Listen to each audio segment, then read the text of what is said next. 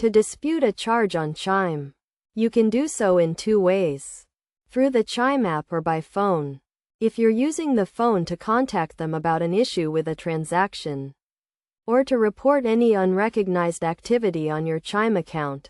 You can call their number at any time and explain the situation to receive help. Alternatively, you can use the Chime mobile app to dispute a charge. To do this, start by tapping the account with the transactions you want to view on your home screen, which will show a list of your recent transactions, including any pending transactions at the top. Find the transaction you want to dispute, tap Problem with this transaction, and follow the prompts on your screen. After filing a dispute, you can also check the status of your dispute in the app.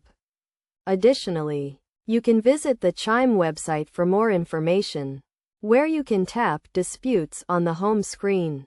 Find your dispute ticket by choosing between open and closed tabs. Click View Details, and tap the button beside the charge to see the accurate timeline view of the dispute transaction.